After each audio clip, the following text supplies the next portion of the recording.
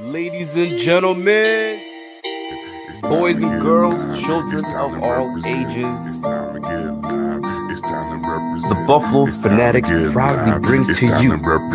Oh, I don't want to do my wrestling bang, but y'all know what it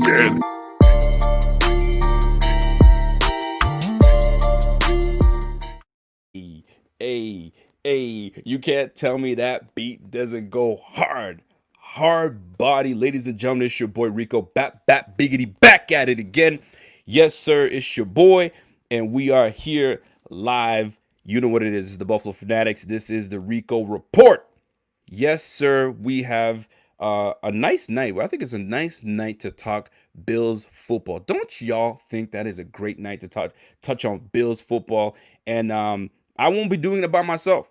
Y'all know here and there, sometimes I go solo dolo. Sometimes I bring a special guest. I had Damon from Draft Diamonds that came on and blessed the mic, and this boy killed it. You guys loved what he brought to the table, and I'm loving it. And my boy Aston said, "Are we gonna get rated R Rico tonight?" I don't know, man. I really don't know. We'll soon find out what the deal is. But right now, I think I'm frozen.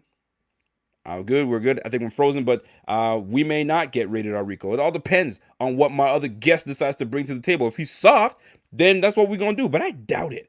I highly doubt it. So, ladies and gentlemen, without further ado, let me bring in my homie, my guy, Real Dan Mitchell. What is fucking going on, my guy? What's happening? Yo, ho, ho. What's up, Rico? What's going on? In fact, just to go ahead and so with Acid's question, if there's anybody in the Buffalo Bills community that's going to bring out the rated R version of you, it's going to be me. So have no fear. That's what it is. But you can't bring rated R Rico out when you start with a Christmas carol. Yo, ho. Listen, it reminds me of Christmas every time you do it. I love it. I don't mind it at all. And hey, listen, honestly, I'm like a festive dude. And so, you know what I mean? It's funny because yo, ho, ho actually evolved from yo, yo, yo. And then one day, I'm pretty sure that I just ended up getting back from like a happy hour or something. And I just wanted to record an impromptu video. And I think I was just buzzed enough where I just said yo, ho, ho on accident. And then it just evolved into that. And here we are. Let me tell you, that's exactly how organic things happen. And it's cool because let me tell you, when I go bing, biggity, bing, that was never supposed to be a thing. What's the origin of that? Let me tell you something. What's the origin? So I wanted to originally get a bell for when people came in with a super chat. I could ring it and, you know what I mean, call it a day and we'll go from there. But I never had my bell. So I'd go bing, bing, bing, bing. So then I'm like, okay, wow, I'll keep saying bing, bing until my bells come in. And it never came in until the wife was like, here you go. I bought you guys some bells. And by that time, bing, biggity, bing became a thing. And that's what it is. It just, things come organic and that's the way we roll. So do you use the bell or not? Motherfucking right we do. We ring the bell. They know. People know. So same thing. Bing, bing, bing. Ring, ring, ring. Same time? Same. Listen, but thing is the bell doesn't come out for no reason. Everybody knows when there it is. There's the bell. My boy Josh Quaintance, Rico. What's going on, fellas? We are here with my guy, Dan Mitchell. We're about to get into some Bills talk. Dan. What's up? I want to ask you, how are you feeling about the Bills right now? And so to be honest with you, Rico, and so I am feeling a bit more optimistic than a lot of our colleagues and a lot of fellow Bills fans are concerned, right? Like really, honestly, like that 2-game losing streak right against the Titans and right against the Kansas City Chiefs certainly hurt, right? But one thing that I always like to tell myself is the fact that if you were to expect the Buffalo Bills to go 16-0, then you were sorely mistaken going into this season. And then you also need to like really come to fruition and understand that we just ended up playing two teams that were in the AFC Championship, one of which that ended up making it to the Super Bowl. Absolutely. What's most important with an NFL team is how you play in November and so December as well. And that's the one thing that sort of like really kept me sort of optimistic moving forward. And then last Sunday against the Jets, listen, Bills Mafia, the Fanatics, Don Mafia. I know that you guys wanted to see a blowout victory against the New York Jets or the New Jersey Jets, excuse me. Excellent. But really at the end of the day, we didn't need to blow out and put 40 points on the board to beat the New York Jets this past Sunday. We didn't need to. Legitimately, a Tyler Bass kicking spree was legitimately all we needed. And Here's my theory, Rico. Let me hear it. Here's my theory, right? Mm-hmm. The Buffalo Bills purposely went into that game with a conservative mindset due to the fact and the rumors of how terrible the turf is at MetLife. They wanted to go in there, get the W, and not risk any more injuries to an already battered team. Really? Say that we were going in there aggressive, then we could have risked some significant injuries. And luckily, the Buffalo Bills, we ended up getting out with a W and healthy. And healthy, 110%. I would have never thought you would have went that way. For someone that Really? Yes, because for someone that says 5 ways we're gonna annihilate the Browns, 5 ways we're gonna every time we're gonna bang the Titans. I mean, all those things. I love it. By the way, it's ready. You know what I'm saying? I love it. So I'm thinking you were going to. I was expecting you to say that I wanted them to crush them, because I'll tell you this: this was a game that I think we all thought was going to be a tune-up game. Why do we call it a tune-up, right? Because defense hasn't been playing the greatest. Offense, I mean, they were kind of stifled. They've been stumbled. I mean, the first 4 games we were averaging over 30 points a game. The last 3, we're averaging like in the teens, right? 18, 19 points a game. So it's not going to cut it. So you're thinking against the 0-6 Jets, we should be able to come in and handle business. Absolutely. When we don't even score touchdowns, we go in the red zone, 0-5 in the red zone. I know some penalties happened, but having Tyler Bass kick our way to a victory, I don't know. Shout out to my guy Sheldon Cole. Cole, you got to give me the comment, man. You got to type the comment. Get in the Twitter fingers, man. You got to get in there, and I'll make sure that I read your comment, my guy. So I want to get – I had some questions down, right? So we're talking about the Jets game. Got it. You feel that, you know what I mean, we want it to be a conservative. We want it to go in there, just get the W and get out. So you're part of the fan base, or I guess the Bills fan that thinks a win is a win. No matter how you get that W and just beat 110%. Okay, I'm with you. A win is a win, because nobody's going to be thinking about how the hell we beat the Jets 4 weeks from now. They're not going to care, right? But there are some games where you just want to win in fashion. You want to win in fashion, and this was one of those games I felt that we could have won in fashion. So, good news is John Feliciano has been activated. How do you feel about that, sir? Which is something that I have been waiting for that announcement the entire season, my friend. Legitimately, when it comes down to it, when you look at the issue with our run game, maybe a lot of it has to do with the fact that Devin Singletary is hitting a sophomore slump. But really, at the end of the day, it's the interior part of our offensive line. And we absolutely need a player like John Feliciano to open up some more of those running lanes by itself. He was an integral piece of our offensive line last year. The second that I heard that he tore his pec and he was going to be out for a couple of games this season, I had a feeling that our run game was going to take a hit, but not nearly as bad of a hit rate as I have seen so far in 2020. So him coming back is going to be integral, right? I completely agree. I'm a big fan of Feliciano. I was a big fan of him last year. A lot of folks may say, but yeah, according to PFF, he wasn't that great. But it's not. I fucking hate PFF. I don't mind PFF. I don't mind it. I think because people, this is why I don't mind it. And I call bullshit on people that don't like it, because when it works in their favor to talk about a player that they love, hey, did you guys see Dane Jackson? He was rated one of the best corners in the game. You guys would use PFF. Not you. Touche. In general, right? Touche. And then when they don't do what you want, I hate PFF. Buffalo versus PFF. By the way, go cop your shirt, Buffalo versus PFF. It's in the BFN shop. Go ahead and get that. It's a great shirt. It's a great shirt. Go. So, in fact, I might go buy one right now, to be honest. There you go, my man. So I got my guy Sheldon Cole. I finally got the comment. He says, hey, Bills Mafia, with the Pats scoring 2 TDs with Newton, Hoyer, and Stidham in the last 3 weeks, do you see us getting more turnovers? Is John Brown playing? Damn, this guy, boy, put a whole bunch of us in there. Do you think John Brown's going to play? And so, honestly, I think he needs to. From what I have seen, when John Brown has not been healthy or he has not been out in that field, our offense is not quite the same, right? I mean, this offseason, we were so excited that Stephon Diggs ended up coming back, thinking that, he was about to blow up the playbook, which he has for the most part. He's like 3rd or 4th, I think, in the league for receiving yards thus far. Up there, man. But for some reason, when John Brown is not on that field, it seems like Josh Allen zeroes in on Stephon Diggs. And I feel like he plays a lot better when he has a few more options, rather, right? Absolutely. And I mean, so many. It's funny too, because so many people going into training camp or like the first week or something like that were saying, "Oh, listen, we just drafted John Brown's replacement, Gabe Davis. He's going to be our wide receiver too. He's going to step in. He's going to be that guy."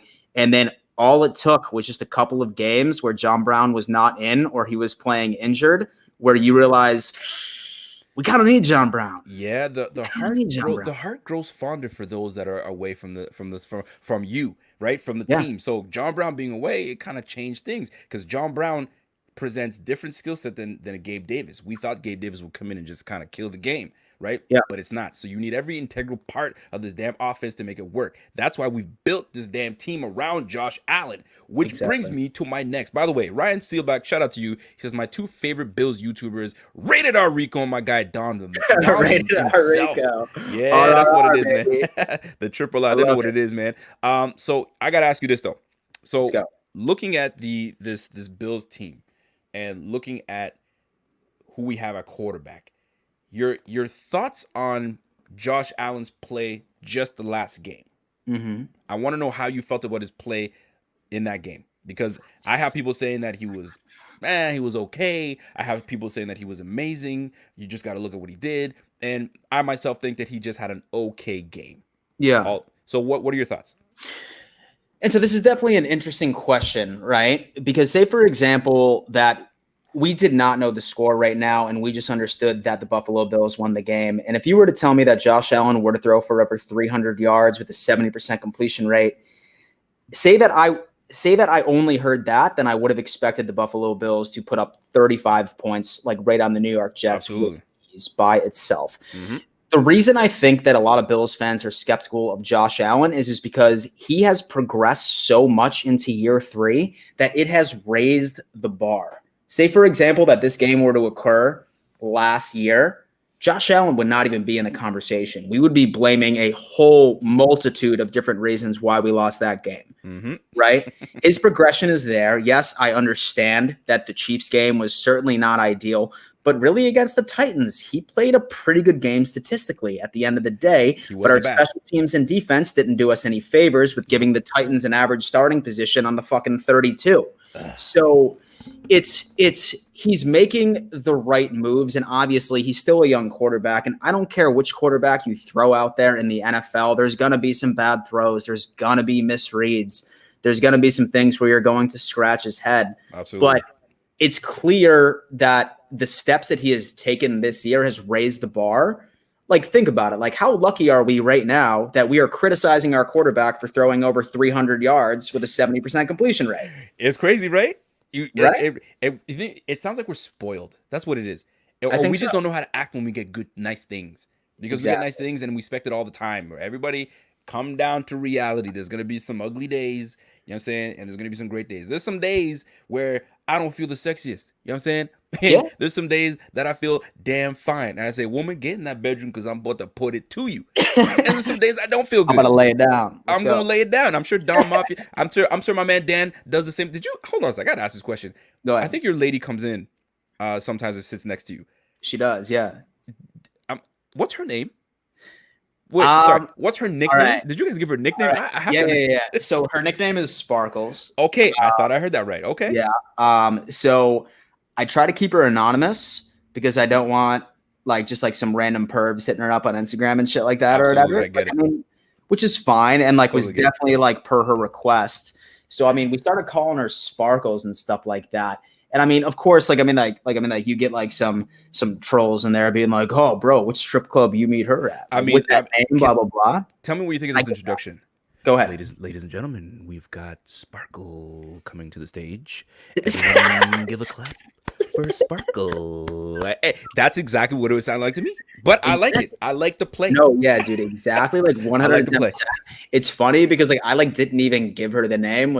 I believe it was Norm, and I'm pretty sure that he is one of your regular viewers as well. Possibly. And then as soon as when he said it, the entire squad just started calling her Sparkles. So that's been her name ever since. I like it. I respect it. I respect it. You should bring her on more often, man, because I'll tell you right now, sometimes the lady will come on and she just sits there and she gets herself a bottle of wine and she just gets hammed, and they love it. They love the wifey. Mrs. Rico is all about that. So I like it, man. Ladies and gentlemen, we are tuned in to the Rico Report. I got my guy Dan Mitchell. Dan, I got to give you a shout out, man, because right now we talked in the background. Hold on, I gotta say what's up to my guy Dan Brown. Dan Brown, what to do, man? Hey Rico, just show some love and support for our squad. I gotta work, but do your thing, boy. Let's get that dub this week. I appreciate that, my guy Dan from Hawaii. He's getting that nice tan in Hawaii. So here's the deal. I gotta give you props because this YouTube game is not an easy game. For those that think it's easy, we make it look easy. We have a good old time. Listen, I still work a 9 to 5. You know what I'm saying? Dan still works a 9 to 5. We still have regular lives that we got to do, but we still put in the work and the hours and the time of research and all that stuff in the editing. So I got to give you respect because you're doing it solo. I've got a big crew behind me, which is big supportive. You doing a solo, man. Salute to you, man. Keep grinding, man. That boy's almost at 10,000 subscribers. Y'all need to help him get to 10K. You know what I'm saying? So that's my guy, Dan Mitchell. I got to give you love, man. That's what you got to give the flowers when the flowers are due. So we have a game that we play with guests that come on to the Rico Report. It's becoming a fan favorite.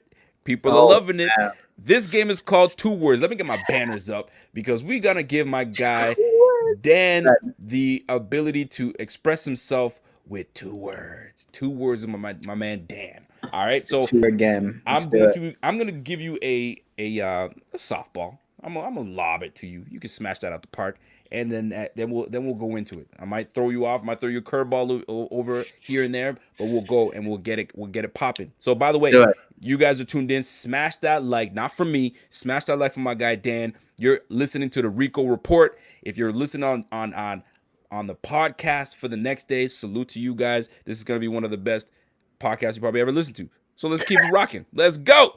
So here's the deal, my friend. Dane Jackson.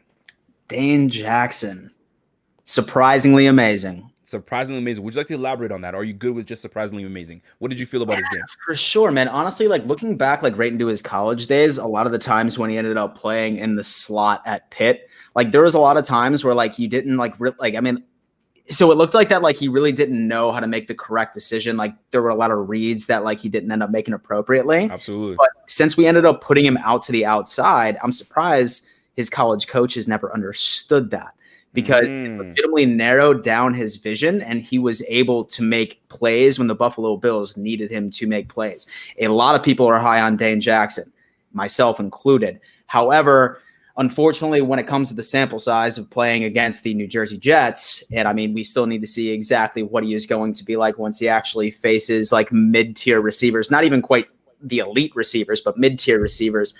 I really liked what I saw from him, and it gave this defense a bit of a spark. Like I said, it's a very small sample size, but say that I want to give like a crazy overreaction. At this point, I would feel more comfortable with him lining up on the outside than I would with Josh Norman or Levi Wallace. Okay. Oh, you want him over Levi Wallace? That is bold, my friend. Small sample size. Small sample size. Because Jeremy Cargazar was about to get on your ass because it pumped the mother effing brakes. He got an interception in a zone defense. Everybody, and I'm paraphrasing for my guy Jeremy. Jeremy, you better respect this. Pump your brakes because you calm down. It was just one game, but let me tell you. Dan said it's a small sample size, and the sample size that he got, he liked a lot. So, sir, thank you for answering that question. That was a softball. You nailed it. You're making a little bit of people, some people upset, but that's what it is. That's what it is. Okay. So let's move it. So next one, the Bills 5-2 record. 2 words to explain the Bills or to express yourself on the Bills 5-2 record. Mostly expected. Most expected. So okay, that's respectful. Did you have us losing to the 2 teams that we lost to? No, I did not. In fact, I did have the Buffalo Bills being 6-1 at this point. I did have us beating the Tennessee Titans, and I had us losing to the Kansas City Chiefs. So respectful. So I did see the Tennessee Titans game sort of being a toss-up, like right at the end of the day, because right before the season, and I was proven wrong significantly, I was under the impression so the Titans were significantly overrated, and Ryan Tannehill was going to spiral back down right to his Miami days. And I was proven wrong, and I ate crow. Like once I came down to it. We thought, because I'll tell you, when I was on with the Tennessee Titan boys, man, Titan Anderson and my guys Tennessee Titans Weekly, they were saying you guys are not respecting. You're not respecting Tannehill. Y'all don't know, man. He came on last year and was ripping it. I was like, yeah, but I mean, it's Tannehill. We know him, man. We've been watching him for so long, boy. He took us to the house. He played well, man, and he played like look at his last game. His last game was great. He brought his team Yeah. back to almost actually tie the game with the Titans. So you got to give respect to the Tennessee Titans, man. And we put a valiant effort, not good enough, too many mistakes, but I think that we Yeah. could have done way better than we did. But Oh, for sure. we may and we probably will see these guys again. So I'm looking forward to it. All right. So the Bills 5-2 record, you said that you expected it, which is great. Let me give you this Filet-O-Fish. Is this a sandwich or a burger? So is this still 2 words or just my opinion? No. Just answer this question for me. This is off the cuff. Filet, because I had an issue. Filet of switch? The Filet-O-Fish, Filet of the fish, McDonald's excuse me. Filet-O-Fish. I'm a fan of the Filet-O-Fish. I don't give a damn what people say. It's an underrated burger, but And someone so it says is really good. you can't call it a It is burger. really It's a sandwich. Is it? And What so is I'm it? in the camp of believing it to be a sandwich. And hear me out. Okay, hear I'm me out. listening. Let me go on ahead and put like down this theory that like this is a sandwich, that's a sandwich, that's a sandwich. Right. If beef is not in the equation, if beef is not between the buns or beef is not between the pieces of bread, it is a sandwich. Oh, That's always been my theory. It is a Filet-O-Fish sandwich. All right. Hands down. The Filet-O-Fish sandwich. A Got fan it. or not a fan? Love it. And so love it. And so Thank you growing very up, much. bro, and so growing up, man, like, and so my grandma's a stout Catholic. Okay. So I mean, we couldn't have meat on Fridays during Lent. So Got it. that would normally be the treat that she would take me to McDonald's, and I would have a fillet of fish every now and again. Now, I must say that I have been a terrible Catholic for the past 10 years, and I've been eating meat regardless on Fridays, but I still have that nice memory back, Listen, I Right. love it. I love it. Listen, we all have our moments of weakness. We all have a moment of weakness. of I course, get that. of course. I gotta say this, man. If I eat I think I still have the childhood in me. When I used to back in the day, used to get like when I was a kid, I used to get the Filet-O-Fish. I'd pop the top and take my fries and crisscross the fries.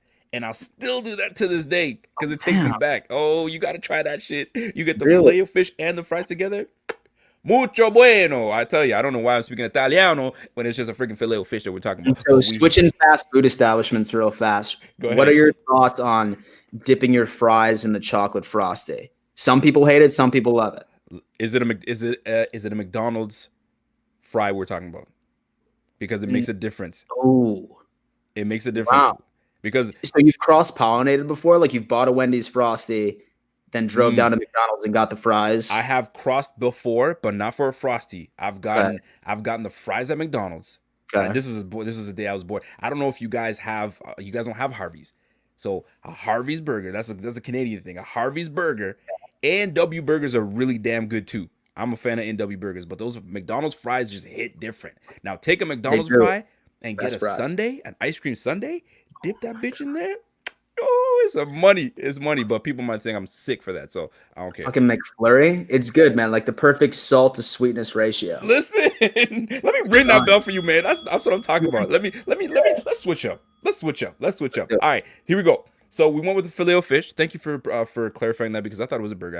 I thought, can you call it a burger? It's Yeah. meat between a patty, but it's got to be beef. I understand. It's I respect gotta it. be beef for a burger. I respect it. Here we go. The perception. Oh, this was a good one. The perception. You can give me more words if you'd like to. The perception of the Bills team to outsiders. The perception of the Bills team to outsiders Right now. And And this is have to be 2 objective, words. right? This is not subjective. This is what most people are most likely thinking of. That's the Bills. right. What do you think they think of the Bills? Kind of overrated. I think they think so too. I think I think they think it. You know what it is? I feel like there's still to other folks, there's still a stench on us, right? Because for the last 20 years we've been buns. We've just been terrible. And I agree. the last 3 years we've been just ascending. We've been getting better. But people just still see us as that's just the Bills, man. They do this all the time. They give you hope and then they shit the bed. But I think that we are getting to the point where we're washing that stink off, but others think that we are still the same old Bills. So Yeah. is anybody in your outer circle kind of somewhat starting to give the Bills respect? Or are they still kind of like, nah, overrated? Yeah. And so surprisingly, Patriots fans and Jets fans are finally starting to come around being like that. As far as the division champion is concerned, it's going to be the Buffalo Bills. But I mean, especially with like some of the fans that are more of like sort of fans of like the bandwagon express type football teams, right? Yep. Like the Kansas City Chiefs or the Tennessee Titans and stuff along those lines. Like they think that weeks 1 through 4 was just an absolute fluke and was just the fact that there was no preseason and teams like really haven't meshed well with the rest of the chemistry that's sitting there on the field. Absolutely. But really, Rico, like right at the end of the day, we would have heard that narrative the first time that the Buffalo Bills lost. We legitimately could have went 9-0. Yep. And the next game we could have lost, that narrative would have came up. Unfortunately, as Bills fans, this narrative is never going to die unless we make it to an AFC championship. And I was going to say, I was going to take it a step further, but I'll take that. I'll say, unless we win a damn Super Bowl, that's when they can shut the F up. That's when they're going to. Like right now, the Raptors, we've been decent. I'm a Laker guy, but I mean, I'm in Raptor country, so I got to respect the Raptors, and nobody was giving us a chance at all until they won it. Now you got to respect the Raptors. You feel? Oh, but you guys had Kawhi Leonard, man. Shut up, man. We won the damn thing, and that's what it is. But anyway, that's neither here nor there. Thank you for answering that because I need that because a lot of people don't respect the Bills still to this day. We could, like you said, 9-0. We could have won 91 and lost that 10th game. Same old Bills. That's it. Pretenders. I totally get it. So 9-7, dude. 9-7. I guarantee you, I just see comments in my thing like, say that we were 9-0, we lose one. 9-7, dude. 9-7. Clean house. We're done. And there's still people right now that are saying 9-7, but they're silent. They're not saying a word until we get to start to kind of maybe take a couple games. Now you're gonna start hearing the haters come in. Right now, the haters have to shut the fuck up because they can't say anything. They can't say a word because we're winning. I have one guy, and I gotta give a shout out to him because he's a good member. He always watches. Thinking Out Loud. He was crickets all year, right? And now we lose a couple games. Now he wants to chirp up and say, Dable's trash and Dable's this. Where were you 4 weeks ago? Nothing. Exactly. Crickets. Man, shut your ass up. With respect, and so by the way. Shut your ass up. What's that? And so we need some Procedra. That's exactly what it is. There it is, man. You know what it is, man. All right, let's get a little tougher now. AFC East. Got it? AFC East. Uh-huh. What you got? 2 words for AFC East. 2 words AFC East. The 2 words are a shoe-in. Shoe-in. Okay. Shoe-in. Care to elaborate? You want to keep it that way? Yeah. And so, like, I honestly don't see any other alternative reality where the Buffalo Bills are not on top of the AFC East by the end of the year. I agree with you as well. And the way the things are alternative. And the way the things, I'm looking down at the Patriots, and I can't quite see them because they're that far down. I apologize. I tried looking up, but I couldn't see anything. So I can't wait till Friday because I'm gonna get that dude. I'm getting that ass. I'll tell you that right now. Friday. The Miami Dolphins, and so they're throwing a rookie in there for his first name and for his first game against Aaron Donald. Okay, perfect. Dolphins fans are thinking that they're about to run the table. And they're about to lose their next 3 straight. The dumbest fucking decision I've seen a football team make in a long time. Okay. So I had this funny that you mentioned them because I had AFC East and I said then because the next team up is the Dolphins and they put Tua in. So how are you feeling about benching Fitzmagic and putting Tua in? Do you feel for Fitzy? I do. Or you do? I do, man. I really, really do. And honestly, man, this is probably going to be a controversial take. Let's hear it. But honestly, and so I would welcome back Fitzy, and so to be our backup quarterback with open arms, show him the respect that he damn deserves. That guy legitimately, he's the reason why the Dolphins are 3-3 at this point. He's the reason why their offense has been exploding. And then you're going to disrespect the man by putting in a rookie who, what did he complete? 2 passes, right against his last game. And they're like, oh yeah, dude, he's our starter now. I legitimately hope, listen, honestly. And so I think Fitzy will be taking snaps for the Dolphins by the second half during the Rams game. Wow. That's a hot take. I got to give a shout out to my guy, Brian Bowers. Shout out to my guy, Brian. He says, Bills have to beat good teams and not look like ish against them before we start getting respect. We can't look inferior against playoff teams. I mean, nobody can. You want to show that you can win in this league. You gotta beat the teams that count, right? That have over 500 record, right? That's what you need. So I gotta chime in on this Tua thing because people don't realize Fitzmagic is 38 years of age. All right, he's 38. We don't realize it because we're like, oh, we love Fitzy. We tend to forget about how old he is. He is a backup. right? Yeah. He doesn't play like one. He has the confidence of a starter, but a 38-year-old quarterback, and you drafted a quarterback with a fifth pick. You, you can't do it. You're 3-3. If you're gonna find out what you have in this guy, you find out right now, because a lot of people got mad that we didn't put Josh Allen in right away.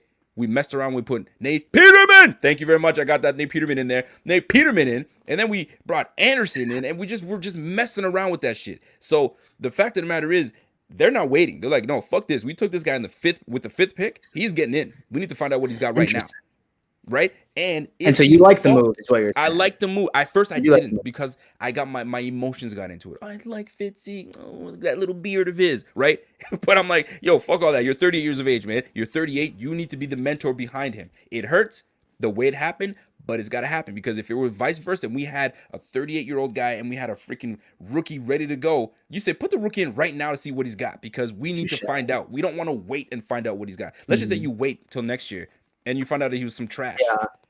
And so I think I can agree with you, but like, I mean, say for example that Fitzy was riding the back of like his running backs, and his running backs are throwing up like 200, like 220, 250 yards per game on the ground, and he was essentially just being a game manager, then yes, 110%, I totally agree with you. Okay. But dude, man's been putting up like 300-yard games, like dicing up secondaries. But we also know Fitzy is a Jekyll and Hyde. He is, though. That's it's magic or it's tragic. One of the two. There you have it. There you have it. I like that. So our next four, I don't want to jump ahead, but I got to. So we got the Patriots, that I think that we should do well against the Patriots. Yeah. And I'm not going to say we're going to win, but we should fare well against the Patriots. After the Patriots, we've got Cardinals, Seahawks, Niners, Chargers. Okay. 2 words to describe that 4-game stretch. Fucking terrified. I know. Oh boy. Fuck. Because I'm like, yo, Justin Herbert is not a scrub. Although the record doesn't play, but he's been playing well against tough teams, tough opponents. Russell Wilson, I think, is the best quarterback in the league. Jimmy Garoppolo's starting to now get his wheels underneath him. And the Cardinals with freaking with Kyler Murray in that offense, boy. I'm just saying, man, it's oh boy for me. Fucking terrifying. You damn right it is, because we one game at a time. Let's get the Pats first. Let's go 6-2. Let's go 6-2 at the halfway mark, and we'll call it a day, because that shit is. And so let's go 500 from then on out and just take the AFC East. Fuck it, I'm not mad at that, but I think we'll be more. Because I remember the year that we took on the Seahawks with Tyrod Taylor taking on the Seahawks. I think it was a Thursday night game or Monday night game. I can't recall. And we battled with the Seahawks right till the end. So that game was close, wasn't it? That was a close game. They had a hell of a better defense than they did.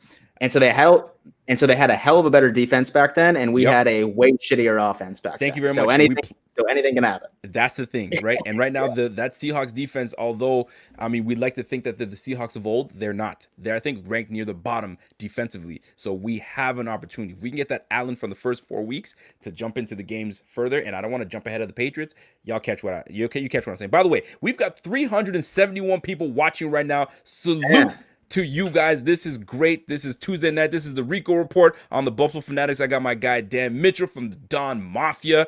I love it. Dan, how you feeling today? You feeling good? Oh, dude, I'm feeling good, man. Once again, I definitely appreciate you having me on. I am really looking forward to having you on my channel on Friday as we battle it out with 2 Patriots fans. Oh, it's going to be fun. It's going to be good. Oh, it's going to be good. I bet it's going to be really good. Y'all need to tune in for that one. Oh, and the clash of personalities. And I hate the Patriots. 3 teams that you hate the most in the NFL. What are your top 3 teams you hate? 3 teams I hate the most in the NFL. The most. Definitely the Patriots, number 1. Yep. Hate the Ravens. The Ravens. Like, not even the team, the fans. I hate Ravens fans. Big trust? You must hate hearing that shit. Oh my God, it grinds my gears, bro. That and Philly fans kill me as well. You know, Philly could be. I could see Philly being like, ugh, fucking hate Philadelphia. And so recently, though, too. And so recently, not all fans, but like Miami Dolphins fans have been starting to troll me pretty bad the past couple of weeks. So like they're rising in the ranks. They're rising in the ranks. They're like fan bases I detest. I actually don't mind the Dolphins. I think they're quite friendly. They're quite nice. I mean, Yeah. I have a friend of mine, Kevin. Kevin, the Yeah. Dolphin fan. Everybody That's loves right. Kevin. Okay. Yeah. Yeah. Kevin's a good dude. And they like to chirp at Kevin, but Kevin is very objective and they love hearing his takes. Ryan Teal says, Rico, you didn't read my first super chat. My bad, homie. Let me scroll on back to my guy Ryan Teal.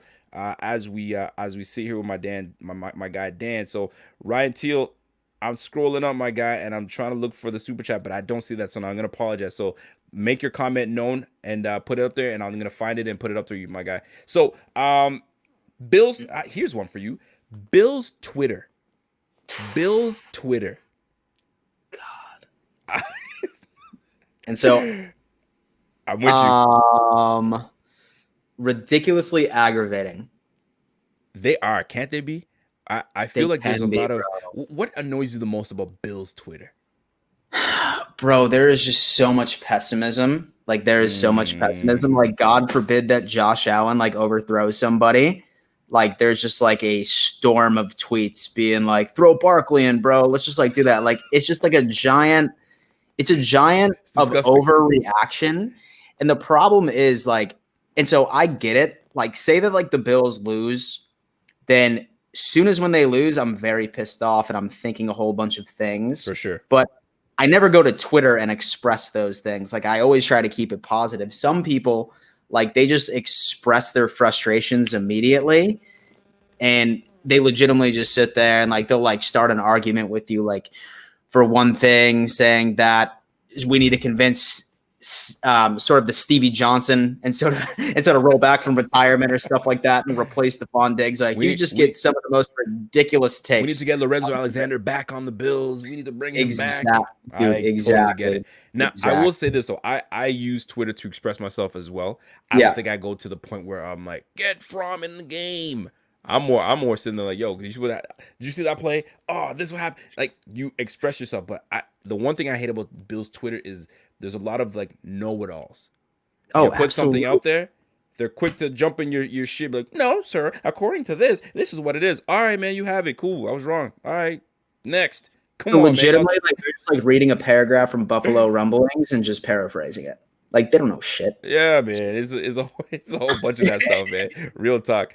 My guy Kingpin says Dan is a smart man. Got to take emotions out and put shit into perspective.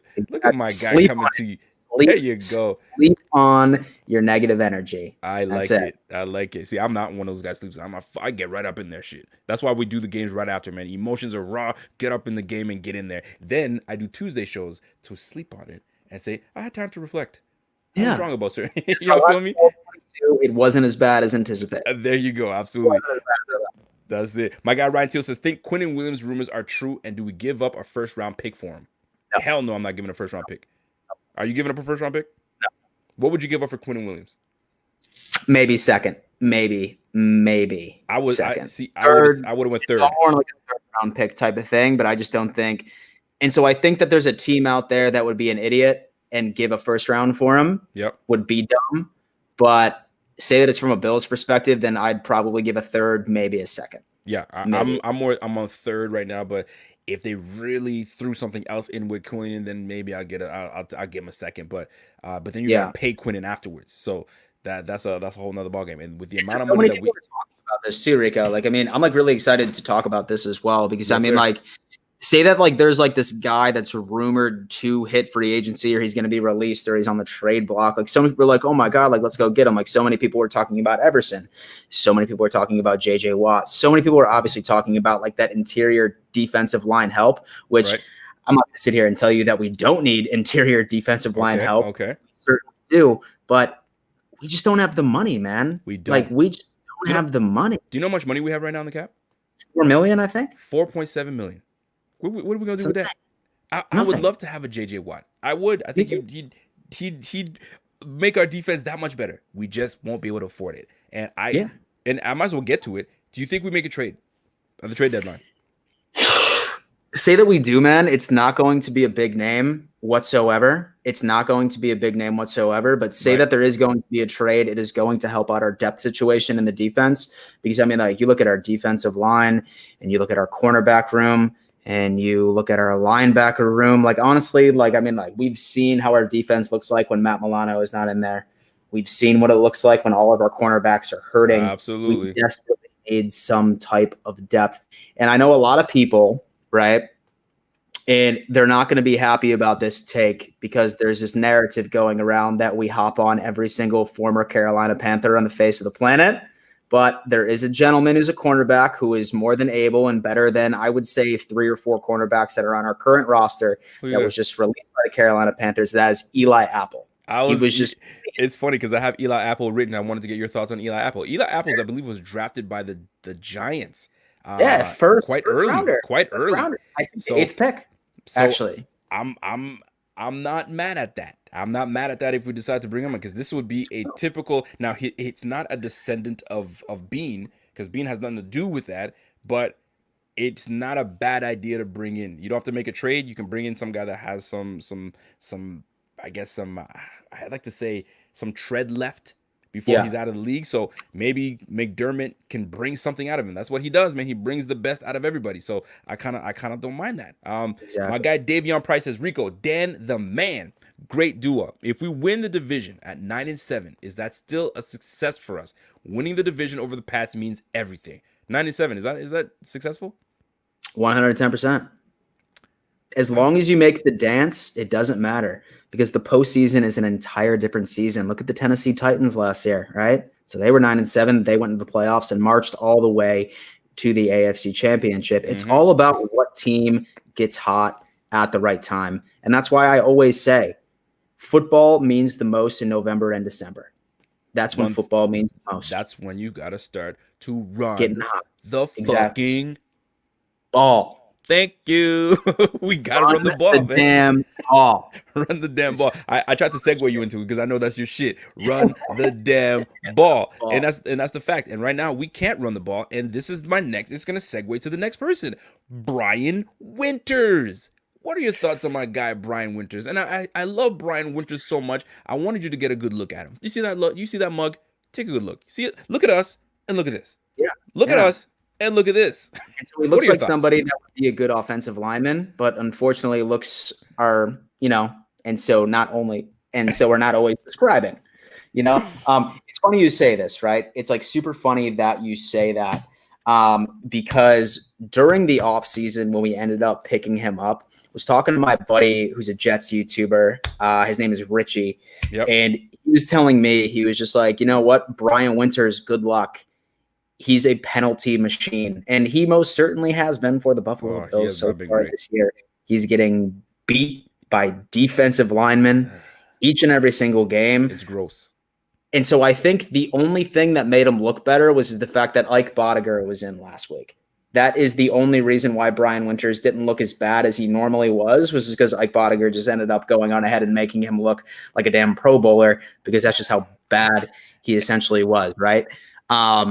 That Ford injury killed us, man. And that's why I'm so excited that Feliciano is going to be back, because Winters cannot be on that damn line, dude. Like, he cannot pass block. He can't run block. I'm looking very much forward to it. I'm not sure why they're not, and I got to look into it. Like, Ryan Bates, like, they're not even looking Ryan Bates' way. Am I missing something? Did I miss something? Honestly, I would much rather Bates than Bodiger out there. I mean, honestly, I feel like there's so like I couldn't even tell you. So I feel like me and you could do a better job than Bodiger at that point. I gotta eat a couple more filet fishes, but we might be able to make it happen. Last one for me, sir.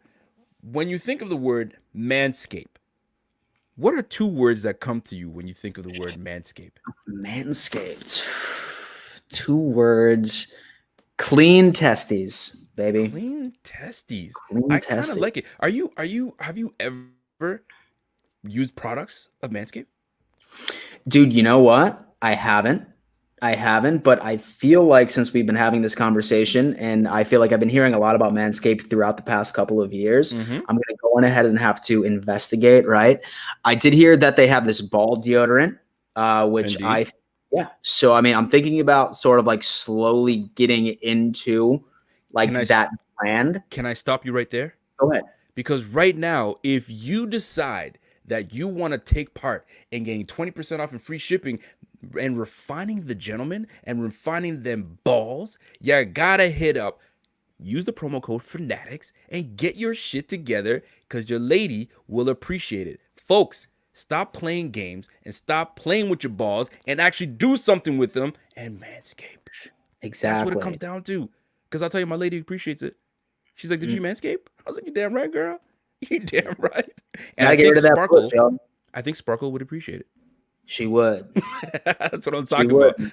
about. So, folks, that is it. That's the 2 words that we got with my dance. So we're going to hit topics. We've got 3 topics that we're going to hit with you guys, and I think that you guys will appreciate these topics. And I'm going to start with the number 1. I had it written on my phone, so I'm going to get to the number 1 topic right now because I think Bills fans need to know these things. They need to know what's going on. So let's talk about it right now. Give me one moment while I pull this up on the old telephone and go from here. So let's talk about it. So, here we go. Are you convinced that the defense is back after that 18-10 win 18-10 Bills victory? No. Are they back? No. Why? Just because of the sample size. And so right that we saw. We honestly ended up going into one of the most inept offenses in the entire NFL, right at that point. Don't get me wrong. I definitely liked some things that I did see. It definitely wasn't helpful that Frank Gore looked like a damn Pro Bowler, those first couple of quarters, not being able to stop the run by itself. But I did like the way that the secondary ended up playing. I did like how we were slowly transitioning right into zone and making plays when we needed to. We're not really going to be able to see whether or not that our defense has improved until, frankly, once we play the Pats on Sunday, right? As far as our defensive line is concerned, this is a very popular take where the Buffalo Bills have the highest paid defensive line in football, and we can't generate pass rush to save our lives. But we did pretty damn good last week, right? We sacked Darnold how many times? 5, 6 times. We got pressuring 6 times, man. We got him. Yeah, for sure. Did. And so the Jets' offensive line, while it's not the best, it's vastly improved from last year. All things considered, with their injuries and stuff along those lines. It really depends on whether or not that our defensive line can remain consistent, right? That is my issue. See, that's all it is. That's the key to our defense, Rico. The second that our defensive line can be consistent, give us performances like they gave us this past Sunday, then our defense is back to top 5 in the league. That is the missing ingredient right there. Wow, so you're going to dismiss our linebackers. You feel good about Edmonds? Because right now I'm going to say Edmonds is looking kind of sus. He is. And that take was basically going off the fact when Matt Milano was on the field. When Matt Milano is on the field, it seems like Edmonds plays better. And I do understand that he is playing with a shoulder injury, right, as in Edmonds. And that's definitely a weak part when it comes down to it. But I just trust our secondary with being able to keep things in front of them along with Milano. And I'm hoping that somehow Edmonds can go on ahead and get through this injury and start feeling at least 80 to 90% when it starts counting. But at the end of the day, say that I were to wish that our defensive line or our linebackers would start performing better, I am picking the defensive line each and every single day. Wow, that's a strong take on the defense because right now I'm not trusting that defense just yet. We had a good showing, right? We had some good defensive adjustments in the second half. I think Darnold, I don't think passed for 4 yards. 4 yards or something of that nature. Impressive. Something ridiculous. So something happened that turned the switch. And I'll tell you right now, if Jerry Hughes can do what he did going forward, and I don't mean give me 2 sacks all the time. I'm talking play with a nastiness because he came with the nasty against the Jets. He came with it, and it kind of fueled everyone else. So I'm hoping that combination of Jerry Hughes and that nastiness and penalty-less Jerry Hughes comes back. Are we back? No. Are we to be encouraged? I think we can be encouraged because of what we were able to do against the Jets. I mean, the Jets are the Jets, right? We had to adjust. But go ahead. You were going to say something there. And so the one thing that I hope, I really don't care whether or not that the fans believe in the defense at this point. What I care about is that the defense believes in themselves, right? Look at That's you all I care about. Right? Oh, yeah, dude, look at that. Like, honestly, man, like I really hope that with the performance that they have gone on ahead and put out there during the second half right against the Jets game, that they don't look back and be like, oh, well, that was the New York Jets. And so I Mm, really hope that they just have that confidence. And I'm pretty sure that the leadership in that defense right now is instilling that right in their minds. Like, listen, like we just held an NFL offense to 4 passing yards in the second damn right. half. They keep that Shut up, same that. energy going throughout the exact same year. That's what we needed, man. Like, that's exactly what we needed. I, Fans can be nervous, but as long as our defense has that confidence internally, yep. I'm with it. And I'm gonna say this though, because I just thought of it just now. So this was like a precursor to what potentially could happen against the Patriots, because we all know, Bills fans know, Bills players know, guys like Jerry Hughes that have been around for a while now know that we just have been spanked by the Patriots for such a long time. Micah Hyde knows, Jordan Poyer knows, Troy White's got a little bit of that. He knows the history. So I think the tune-up was nice for us to get into the Patriots, because we have already a hate for them so damn much that we're going to be ready to roll. And they needed that game against the Jets to kind of make those second half adjustments to take that momentum into Patriots week. Now, I don't know if you know this, but I think 3 or 4 linemen of the Patriots potentially could be out for this week. So they're going to be rotating a whole bunch of new guys. Really? So this is fresh meat, blood in the water. We need to get after that ass when we come Sunday. Boy, I'm getting fired up. I got to take a I gotta take take a sip of my water. I was getting too fired up. So this is a prime opportunity for us to jump all over the Patriots and take that commanding 6-2 lead and bury them even more on the damn depth chart, because on the in the AFC East standings, because we just need to make that happen. So I'm glad that you feel good. We're gonna Yeah. bust their ass. John Yodas, he loves that. We're gonna bust that ass. I tell you that right now. Jeremy Kozar says no Tom Brady. Finally, yeah, we about to rock. You right, Rico. I'm telling you, man. We have an opportunity. We have a grand opportunity. I'll tell you right now. Bills is going to be. They're going to be super happy, and we can take that 2-game lead. I'm speaking ahead of myself, but 2-game lead into momentum to face the damn Seahawks, Yeah. because that is going to be tough. So we need all the So momentum, that's all gonna the be a positive damn game. energy. And so Yeah. that's going to be a damn game. And it's funny because I had no idea that the Pats were hurting that bad right on their offensive Oh, they're line. bad. And so are any out so already, or are they all just listed as questionable? Right now, they're listed as questionable, more so to out.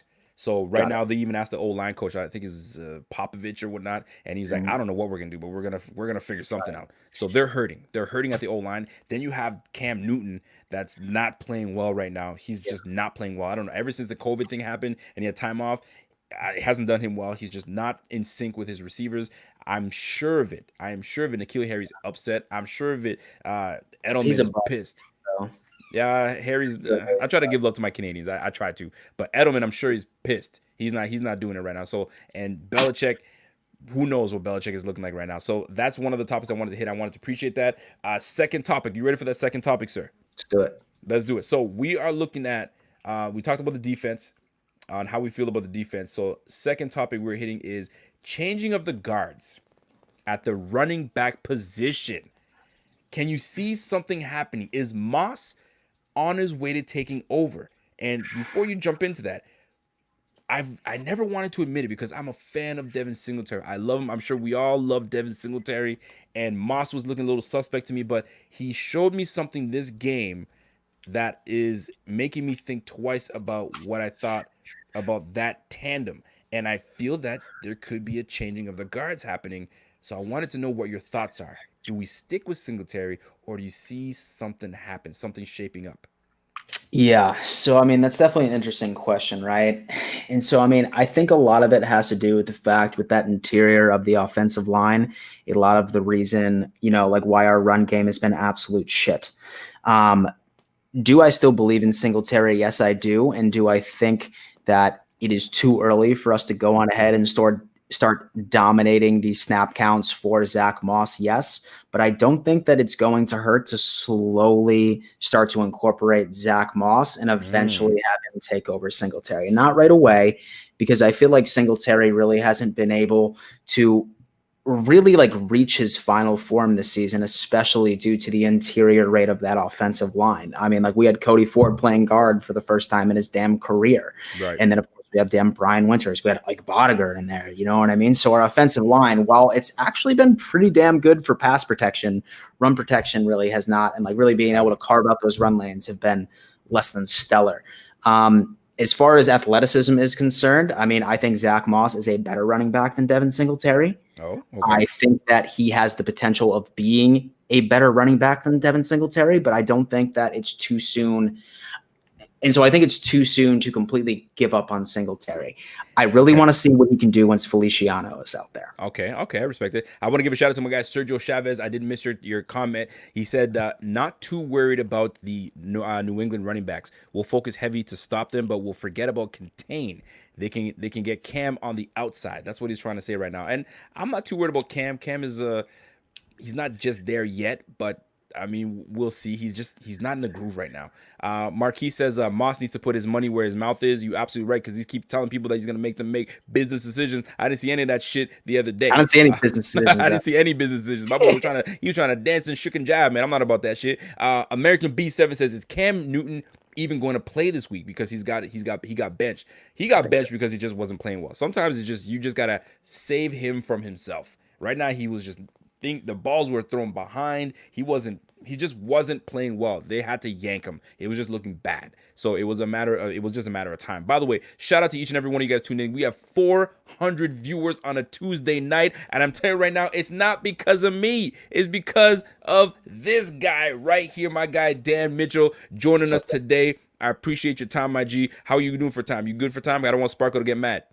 Oh yeah, man, we're good, dude. Like, I mean, like me and Sparkles have a deal that as long as it's not past 10:30, we're good. There we go. Here we go. So here's the deal. We're gonna jump into the third topic here. So you feel that the changing of the guards is not ready yet. Devin Singletary can still man the post. He can still be that guy, and we don't need to make any moves just yet.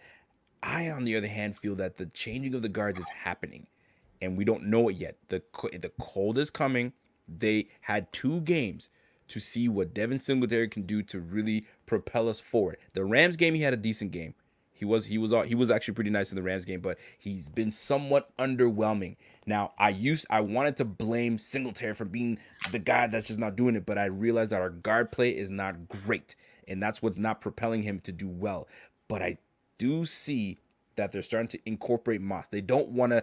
You think that they'd give 75-25 ratio, but since week 1, they were splitting down the middle. I think they're waiting for one of these backs to stand out. And the one that starts to stand out consistently will start to gain more. And I think Moss, because they just don't want to let that man go, I think Moss is going to end up being the guy that they go with, because that cold weather's coming.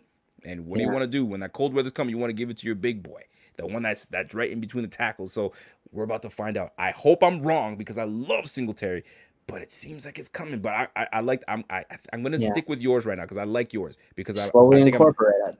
Slowly incorporate and slowly start increasing his snap counts. I think so, man. Sergio Savage is not ready to crown Moss until we get the guards fixed. So we're gonna find out very, very soon. So jumping into the next topic, my good man. So we talked about the change of the guards of the running back. The third topic we're gonna talk on, because I'm gonna watch my time, is this. We've got the trade deadline coming. Got it. Do we make a move? And if we do make a move, where are we making this move? Yes.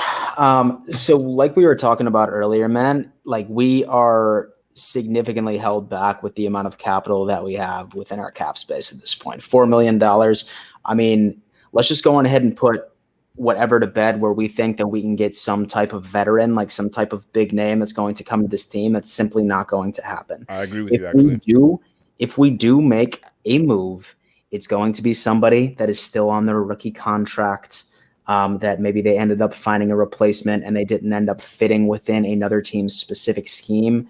That's what we're going to be getting. We're not going to be bringing in somebody that's going to be a deal breaker, a crazy like playmaker, etc. We're going to be bringing in significant depth. I'm not even saying that we're going to make a trade. I'm thinking that we might even hit free agency. I mean, we already touched on Eli Apple. And so I think that would probably be a great depth situation for the Buffalo Bills, especially since we are hurting significantly right in the cornerback situation.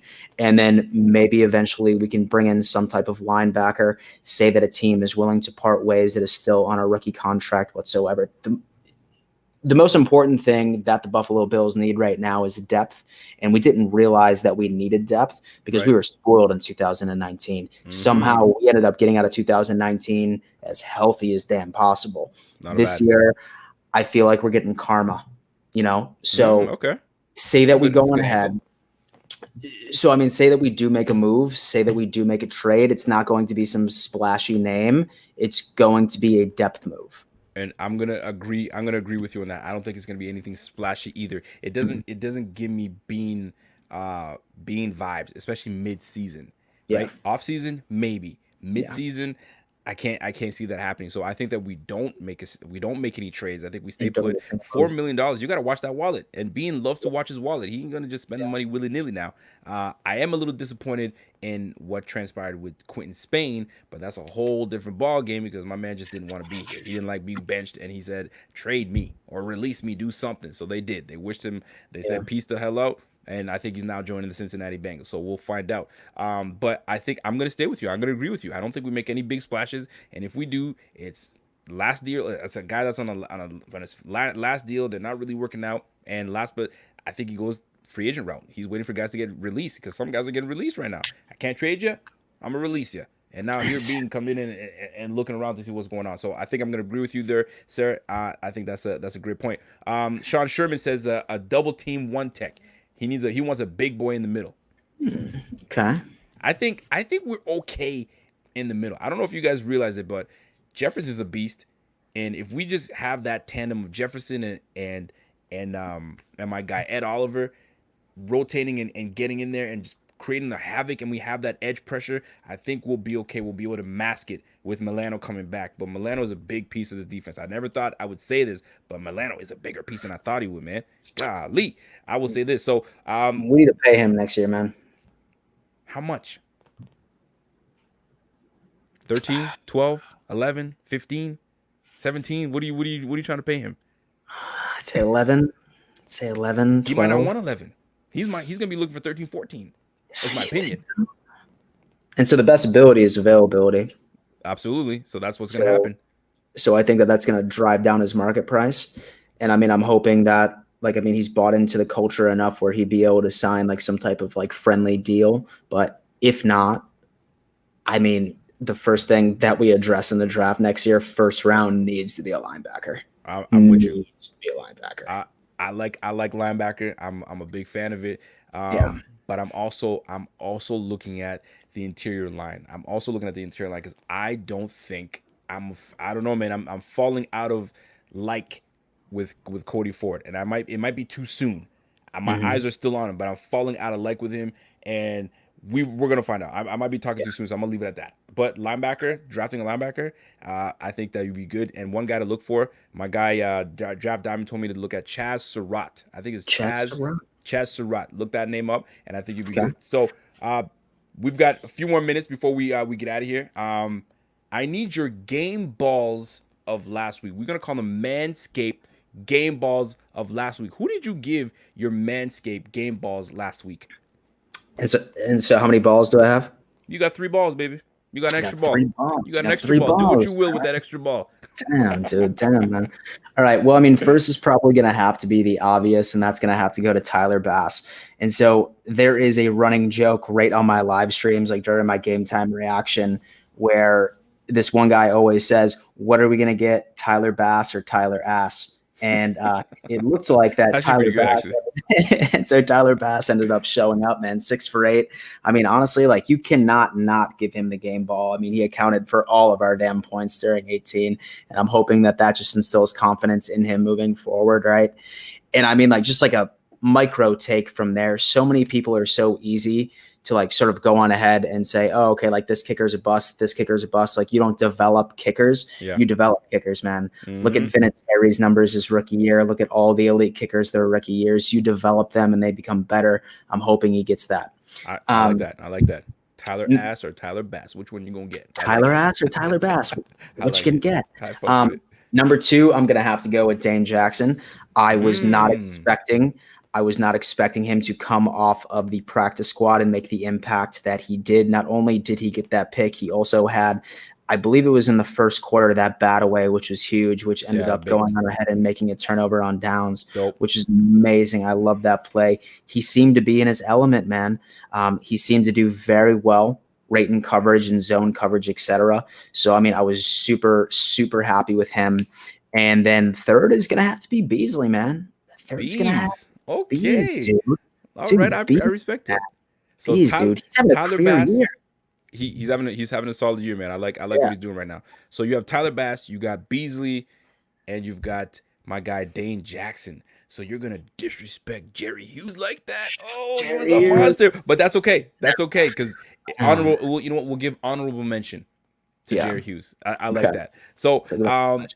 I gave you an opportunity for you to come up with a topic that you could hit up, and you want to ask either myself. You want to ask the members that are watching right now. We got 425 people watching right now, and we are rocking right now. So they're listening. Dan Mitchell, the mic is yours. You have a topic that you can hit. You can ask myself. Put it out to the members. What is your question, your query? Got it. Most definitely. Okay. Here it is. And so this can go to Rico, and then this could also go to the chat as well. Let's go. Have the Buffalo Bills met or underwhelmed your expectations so far in 2020? Ooh, great question. Exceeded as well. So exceeded, met, or underwhelmed. Absolutely. I think they're right where I need them to be. Got it. They're not watch out for the Bills, right? But they're not like, oh man, these Bills, get out of here. They're like, okay, we gotta really like focus on these Bills. We gotta really prepare for these Bills because we mess around. Allen's gonna sit and put 400 yards on us. Miami Dolphins, he's gonna put 300. He's gonna put 300 yards on us. The Rams. So you have to prepare for the Bills. So they haven't really exceeded my expectations. They haven't underwhelmed. I think they're just right where they need to be, where we need them. How about you? How do you feel about them?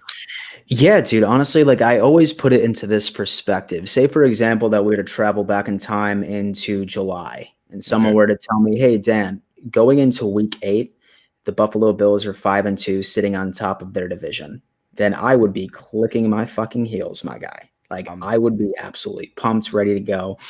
I feel like weeks 1 through 4 spoiled us, man. And so I really think that weeks 1 through 4 spoiled us, and then our expectations ended up rising after those like first 4 performances. And then once reality hit, and then once we ended up having some setbacks, that we started overreacting and thinking that this was the same old Bills, and we were just going to be expecting another downward spiral, just going back right to the into the 2007 Bills. Yeah, dude, exactly. Like that one year where we started 5-2 and stuff like that. So, I mean, I think it like really, you just need to look at it from that perspective that if someone were to tell you that we were 5-2 in July, then, I mean, this entire narrative surrounding Bills fans right now would be absolutely thrilled going into it. So, I mean, would I say that they exceeded my expectations? No, not necessarily, but I would say that they have met my expectations thus far. I like it. All right. So, I actually that was a great question because right now a lot of folks, they have their predictions as to what the Bills are going to be.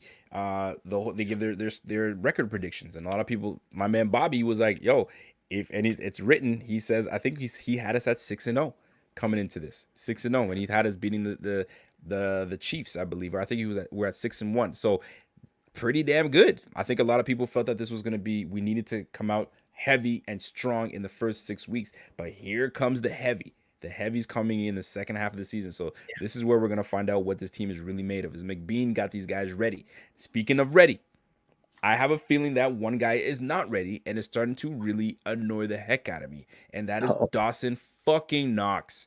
He's done. He is pissing me off, and he needs to knocks it off because right now he ain't catching shit. He's inconsistent. Now he can't stay healthy. Like, come on, man. Like, you leaving the door wide open for Bills have been. My guy Draft Diamonds told me they're looking at 2 tight ends off the street to come in. Yo, that's not supposed to happen. So, your thoughts on Dawson Knox?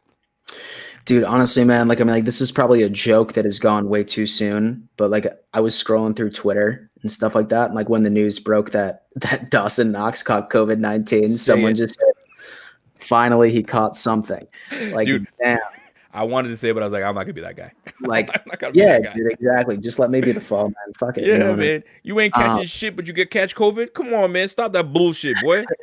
dude, Golly. like honestly, man, like so really when it comes to Dawson Knox, I mean, I do understand that he is a second year rookie, but at the end of the day, man, like I mean, like you really can't teach the ability to catch. Like you can't improve that. I had hopes that he would.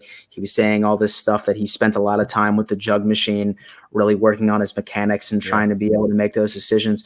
But I mean, he always consistently looks where he's running before he watches the ball go into his hands. And that's just something that you that's can't facts. fix, man. And honestly, like I mean, I'm a fan of Croft, dude. Like Croft has like been a guy that can catch the ball. He's like a decent blocker. He's doing his thing. I think that tight end might be something that we need to look into the offseason. But as far as an answer to tight end, I don't think Dawson Knox is it, man. I, I'm Unfortunately. I'm in agreement with you, and I think we let Jason Kroom walk a little too soon because I would love to see a Jason Kroom on this damn roster right now. Yeah. Golly.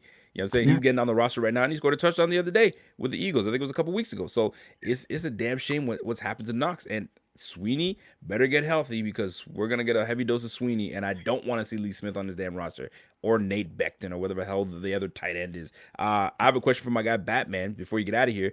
Rico, why should we even be a little excited about our secondary? So underwhelming, so sad. Here's the thing. I'll jump in this, and then you can jump in if you want to, right before we get out of here. The secondary is coming along. You got to realize that we had Trey White in and out of the roster a little bit. That kind of throws it off. Then you had Norman that was supposed to be our guy, but he was out at the beginning. So we never had cohesiveness at the beginning. There was always a revolving door, right? Yes, Levi Wallace was there, but the guy that we needed to be there was EJ Gaines in the slot. Don't forget about that. We had EJ. EJ opted out. Then Norman comes in. So there hasn't been any cohesiveness in the defensive backfield. But I think that we have some things to look forward to. I think we'll get it together, especially McDermott being a defensive back connoisseur, defensive coach. I think he'll get that unit back to tip-top shape. What say you, sir? Yeah, man. So I mean, one thing that I always try to say is that a NFL defense and a football defense in general is a culmination of a perfect cocktail. If one unit is not doing their job, then you are going to see some regression in the other units, whether or not that's the linebacker core, whether or not that is the secondary. As far as secondary is concerned, I would say that our secondary is probably my least concern when it comes down to our defense. I am far more concerned with our defensive line and our linebackers. And when it comes down to the fact that everybody with the defensive line, first off, is still trying to desperately gain chemistry, because we all know that Jordan Phillips ended up walking to Arizona. We know that Shaq Lawson ended up going to Miami, and you get a bunch of new names, right? I mean, with Quentin Jefferson, Vernon Butler, Mario Addison, these guys never played together. They're still trying to gain this chemistry. And when you can't pressure the quarterback, your secondary is going to struggle. Secondaries make plays, and secondaries are donned as the king of the NFL, not because of their pure athleticism, but because their defensive line is causing so much pressure to their quarterback that they're making dumbass reads. Hold on. So if I were to ask you, which is more important, the pass rush or, a coverage sack or your defensive line putting pressure? Which is more important to you? That we're covering Pressure. really hard? Pressure? So you think the 110% pressure is going to bring the interceptions, or is it because our coverage is so tight we can get to the quarterback? Which is it? Because there's two schools of thought. I think it's going to have to be pass rush, man. To be honest with you, I would much rather have a team. And so I would much rather have a team that is just consistently pressuring the quarterback. I could care less about sacks, man. Like sacks are cool every now and again. Like, I mean, like definitely helps out the defense at the end of the day. But just consistently being in the quarterback's face, I don't need to see blitzes and I don't need to see sacks. But what I want to see is making it a very uncomfortable environment for whatever quarterback that we play. Yep. So we just have that extra opportunity for him to make a mistake, so our athletes on our secondary can make the plays. So I'm gonna go the opposite. That coverage, because if we make that quarterback hold the ball that second longer because of tight coverage, we don't have to get the sack, but we get a lot of pressure. But we can't get no pressure if the ball's out in 2.3 seconds because we're off coverage and these guys are running willy-nilly. If we lock down our shit, Jefferson, Hughes, freaking Harrison, even you and I can get on the line. We can eat if our guys fucking cover. But we Yeah. letting these guys run willy-nilly and do what the hell they need to do. We need to lock shit down. When we go up against beast receivers, we're really gonna find out what it is. We played a lot of scared ball against the Chiefs, and you saw how they ran Absolutely. all over us, right? And that didn't do shit for us. So if we do some coverage, allow that quarterback to hold the ball 1 second, then we good. But that's the Yeah. yin and yang. That's the It yin and is. yang that we have. So that's gonna be it for our show, man. I really appreciate your time because I know Sparkles is waiting for you for her boy. But you gave me enough time today. We gave I believe we gave the Don Mafia a little something to chew on. We gave the Bills, the Sure. Buffalo Fanatics, a little something to chew on, and Bills Mafia. I think we're great. I think we're fantastic. We're at 415 people watching right now on a So, Tuesday motherfucking night.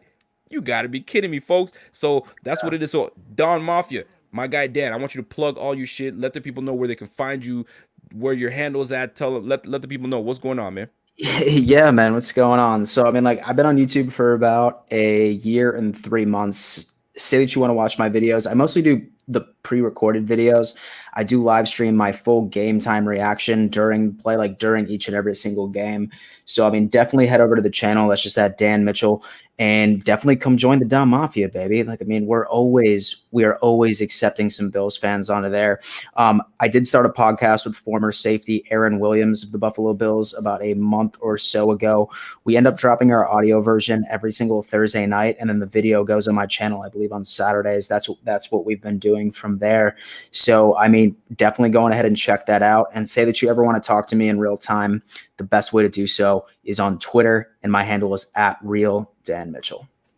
And that, sir, is a professional hot take to let them know where to go get all the information. He Go dropped get it. everything he needed to. He even dropped Aaron Williams' name. That a boy. That's how you get them, boys. So, guys, give these guys a shout. That podcast is out. The channel is growing. Salute to my guy Dan. He made the time to chop it up on the Rico Report. I appreciate your time, folks. So, guys, you guys know what to do, man. Tomorrow is the Hump Day Hotline with my guy Joe Miller and Jay Spence, and that's it. We got the Rico Report on Tuesdays, and I'm back at it again on Friday. Bills guys are here on Thursday, and you guys know what to do, man. We do something for you guys every single day of the week. We don't stop. It's the Buffalo Fanatics. So until next time, it's your boy. You want to take that one? Rated R Rico.